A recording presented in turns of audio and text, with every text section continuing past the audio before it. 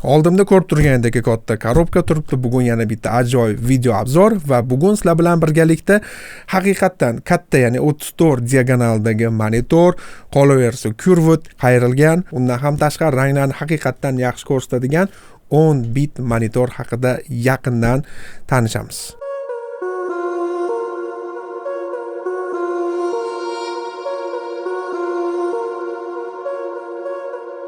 Xo'p, ushbu monitorning xarakteristikalari qanaqa rang ko'rsatadi, qanaqa funksiyalari bor yoki biza bilgan o'sha Redmi 34 tali monitorda nima afzalligi bor degan savolga javob men mana shu videoni oxirigacha ko'rib bilib olsanglar bo'ladi. Kelinglar, hozir birinchi galda mana shu korobkadan monitorimizni chiqarib olamiz.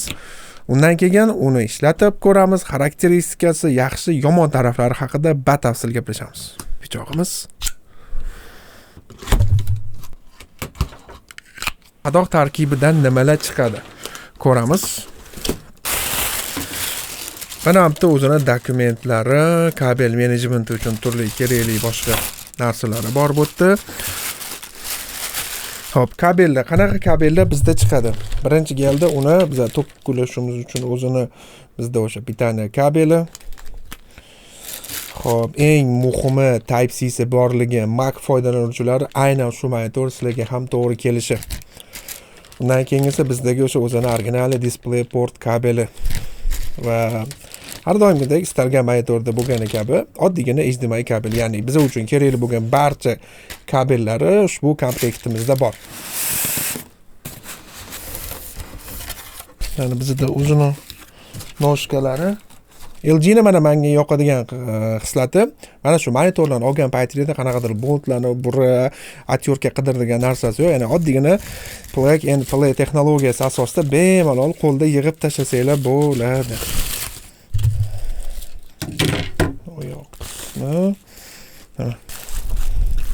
Sizlarga maslahat bergan bo'lardik, birinchi galda oyog'ini yig'ib olishni.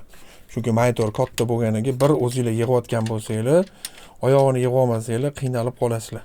Bu yo'g'ini shunday monitor o'ziga kirgizib qo'ysa bo'ldi mana hamma joyini. Xo'p, ana endi korobkadan bir amallab monitorimizni olamiz. Bunga sabab shu 34 talik bo'lgani uchun haqiqatdan katta monitor, kichkina monitor emas. Kattaligini qaranglar, haqiqatdan ham mana bizda ancha-muncha katta bo'lgan monitor. Qo'ygan holda ustidagisini yechib olamiz sekin.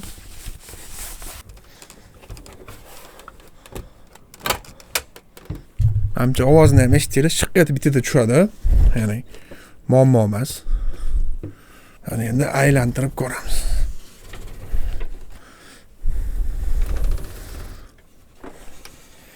Ko'ryapman, bir chekkaga chiqib ketib qolishim kerak bu monitor to'liq ko'rinishi uchun. Yetishim mumkin, haqiqatda ancha-muncha katta monitor mana bizda. Hozir sal turib ushbu kompyuterimizni men o'zimga kompyuter stolimga qo'yib, ulab, test qilib, o'sha montaj programmalari ham qanaqa ko'rinishi, hattoki oldin bitta narsani aytamiz, ushbu monitorimiz bizda 60 Hz hisoblanadi, ya'ni dahshatli bunaqa action o'yinlar uchun emas, lekin odatiy strategiya o'yinlar, futbol yoki shunga o'xshash boshqa o'yinlar uchun bemalol xarid qilsanglar bo'ladi. Eng qizig'i, buni bir tarafini kompyuterga, yoniga PlayStation qo'yib qo'yib, PlayStationga ulab qo'yib, bir vaqtda ikkiga bo'lib ikkita ish uchun ham ishlatsanglar bo'ladi yoki alohida bir safar PlayStation uchun, bir safar kompyuter uchun ishlatsak ham bo'ladi. Ya'ni o'yinni ham test qilib ko'ramiz, montajda ham qanaqa ko'rsatadi, dastur qanaqa ko'rinadi. Bularni ham mana shu videoni oxirigacha ko'rsanglar bilib olasizlar. Hozir aytib ketadiganim, dizayni bizda ko'rib turganidek matviy plastikdan ishlangan. Ya'ni monitor oldidagi qoplamasi bizda matviy emas, glansviy desak bo'ladi, lekin har xil quyuq nurlar tushishi, bunaqangi yaltirab qolmaydigan noodatiy bizda qoplamasiga ega. Xo'p, eng asosiysi bizda ergonomik stend bor, ya'ni monitor mana bemalol pastga, tepaga tushirsak bo'ladi. Tepa va pastga qarashi mana bizda. Ya'ni o'sha ergonomik stendi borligi ham bunga nima deydi, qolgan bu ergonomik stendi borligi ham sizlarga $40 cho'nchagingizga foyda, chunki buni balandroq ko'tarib ishlamasa, bunda pastga qarab bunaqangi monitorda ishlash ancha noqulay. Ya'ni buni arzonchiroq varianti bor edi, 34WP degan $350 atrofida 34 talik faqat tekis ekran. Buni afzalligi curvedligida va curved bilan birgalikda ranglarni to'g'ri ko'rsatish IPS va eng muhimi qolgani o'sha monitorlardan ham afzalligi buni 10 bit ekanligi. Ya'ni bu umuman bu xarakteristika haqida yana sal turib gaplashamiz. Kelinglar hozir unda birinchi buni kompyuterimizga qo'yib ulab olamiz. Ana undan keyin aynan Type-C orqali ham notebookka ulab hali tekshirib ko'ramiz. Xo'p, keling unda ushbu monitorimizning texnik xususiyatlari bilan yaqindan tanishishdan oldin maslahat aytadigani, bu ham o'yin uchun, ham ish uchun ham yaxshi monitorni bemalol eta olaman. Birinchi sababi, misol uchun biz futbol o'ynashni yoqtiramiz. 20 tali monitorda o'ynagan paytimizda mana bu yonidagi qo'shimcha joylari bo'lmaydi. Ya'ni o'yin o'ynagan paytingizda yana yonida qo'shimcha detallarni, qo'shimcha obyektlarni ko'rib turishinglar bu yana ham o'yinlarni yaxshiroq o'ynashingizga yordam beradi. To'g'ri, bu FPS baland bo'lmasligi mumkin, lekin futbol, strategiya, GTA, Cyberpunk kabi o'yinlarda bilamizki, unaqangi 140-150 FPS hech kim o'ynamaydi. 60 FPS da haqiqatan kompyuter zo'r tortib bersa, maza qilib haqiqiy ranglarini ko'rgan holda o'ynasanglar bo'ladi. Undan keyingisi ushbu monitorimizning kurvatligi 3800R hisoblanadi. Bilamizki, 1800R, 1500R, 1000R bor. Xo'sh, o'zi bularning farqi nimada? Ya'ni R qancha kam bo'lgani sari bu monitor shuncha qayrilgan, ya'ni shuncha kurvat degani. Hozirgi kunda deyarli o'sha tekst ekranga eng yaqin bo'lgan o'zi bu 4000 hisoblansa, lekin bizning monitorimiz 3800R bo'lgani uchun, kurvat bo'lgani uchun to'g'ridan qarasanglar, unchalik farqiga bormaysizlar, chunki mana shu yonigina ozginagina qayrilgan. Bu bo'lsa ham ko'zga juda ham qulay, nima deydi, chiroyli ko'rinadi. Ayniqsa kino yoki shunga o'xshash boshqa narsani ko'rgan paytingizda juda ham mazza qilasizlar. Bundan ham tashqari ushbu monitorimiz IPS matritsaga ega va eng qizig'i 10 bit, ya'ni 1 milliardga yaqin rang tuslarga ega. To'g'ri, bu haqiqiy 10 bit emas, lekin o'sha 8 bit plus FRC. Buni solishtirsa bo'ladigan o'sha 260, 270 atrofida turadigan Redmi monitorning asosiy afzalligi ham uni matritsasi IPS ekanligi va 10 bit bo'lgani uchun undan bir necha barobar rang ko'rsatish bo'yicha haqqoniy ekanligi. Undan ham tashqari ushbu monitorimizning o'zini kolonkasi bor. Sal turib kolonkasini ham test qilib tekshirib ko'ramiz. Xuddi boyaga aytganimdek, misol uchun mana Avatar filmini o'sha 21 ga 9 nisbatda kinoni ko'rsanglar yoki istalgan Gollivud kinosini ko'rsanglar, haqiqatdan mazza qilib katsvada ko'rishinglar mumkin. Boyaga aytganimdek 10 bit bo'lgani uchun va HDR10 ni qo'llab-quvvatlagani uchun bunday kino ko'rish shunchaki mazza. Xo'p, kurvat monitorlarning o'zi eng minus tarafi u faqatgina bitta odam, misol uchun to'g'ridan o'tirgan odam uchun yaxshi ko'rinardi. Yondan ikkita odam yonma-yon o'tirib ko'rsa, ikkita odamga kadrlar g'alati ko'rinadi. Bu 3800R kurvat bo'lgani uchun ikkita odam yonma-yon o'tirib kino ko'rsa, o'yin o'ynasa ham haqiqatdan juda ham zo'r.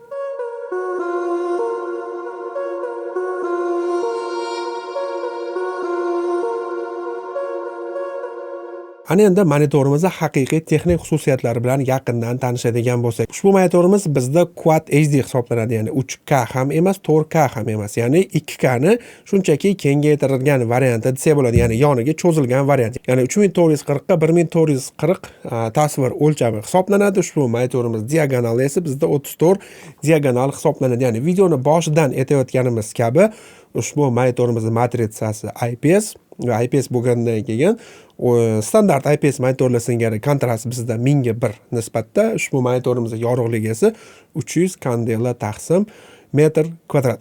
Undan tashqari boyaga aytganimdek IPS oddiy IPS emas, o'sha 10 bitli, ya'ni to'laqonli bo'lmasa ham shu 10 bitli monitor bo'lgani uchun bizda 1 milliarddan oshiqroq rang tuslarini bera oladigan bizda ushbu matritsaga ega monitorimiz. Undan tashqari monitorimizda Max Audioni qo'llab-quvvatlaydigan 7 wattdan ikkita stereo kolonka o'rin olgan.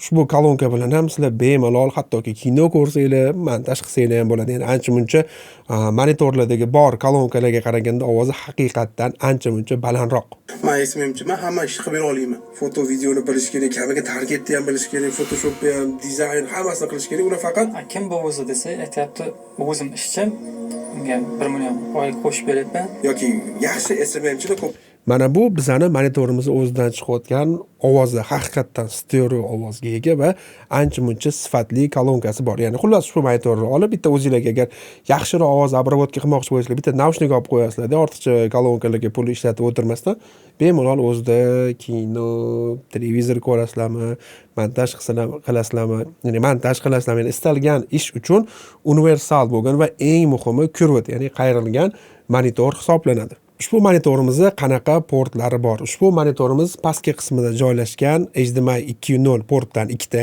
HDMI, bitta 1.4 versiyadagi displey portdan bitta va o'sha boyga aytganimdek, ya'ni 90 wattgacha tok bera oladigan va Mac'larga, notebooklarga ulash uchun ham ishlatsak bo'ladigan bizda Type-C bor. Ya'ni misol uchun Mac yoki notebookinglarni shu monitorga Type-C orqali ulab, bir vaqt o'zida ham sizlar uni qo'shimcha monitor sifatida ishlatsanglar bo'ladi va shu bilan birgalikda monitordan tok olsanglar ham bo'ladi. Ya'ni uni yana alohida zaryadkaga tiqib o'tirish shart emas. Ko'radigan bo'lsak, notebookimizga Type-C orqali uladik va mana bu yoqqa o'tganimizda ikkalasini yonma-yon qo'yganmiz.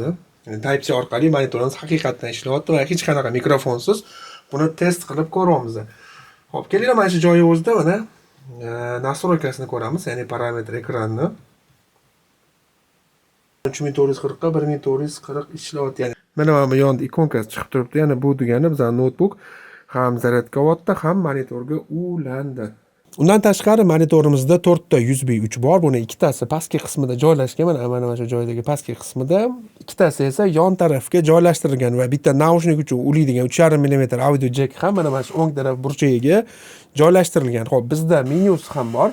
Menyusi bizda juda ham qulay hisoblangan. Joystick orqali boshqariladi. U yerda bemalol sizlar yarqis, kontrast va turli rejimlarni boshqarishingiz mumkin.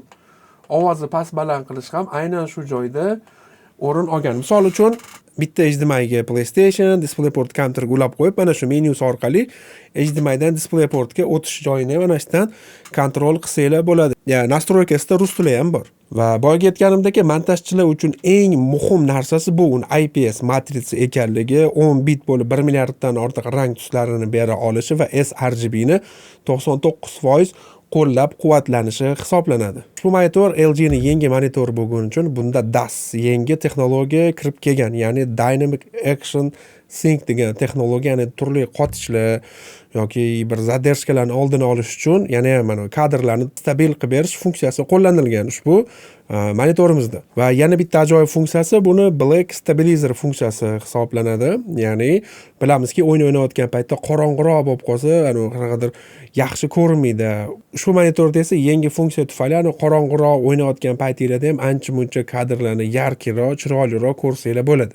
Ya'ni ultra wide monitor ishlatmoqchi bo'lganlarga albatta tavsiya qilgan bo'lardim. To'g'ri, yagona minusi bu qaysidir ma'noda FPS 60 ekanligi, lekin bunaqangi monitor olgan juda ham kam holatdan katta actionli o'yinlarni o'ynashadi. Shu sababli ham ish uchun, ham orada o'yin o'ynab turish uchun juda ham chiroyli ranglarni bera oladigan haqiqiy sifatga ega va muhimi chiroyli tushib chiqadigan podstavkasiga ega va kolonkasiga ham ega monitor bo'lgani uchun men uchun juda ham haqiqatan o'zimga ancha-muncha yoqdi va qaysidir ma'noda o'zim ham o'ylab ko'raman va LG ni yana bir bor katta sahnaga chiqayotgani bilan tabriklayman desam bo'ladi, chunki ranglar 10 bitga o'tgani uchun mana o'sha LG monitorida ranglar oldinga qaraganda ancha yaxshilangan.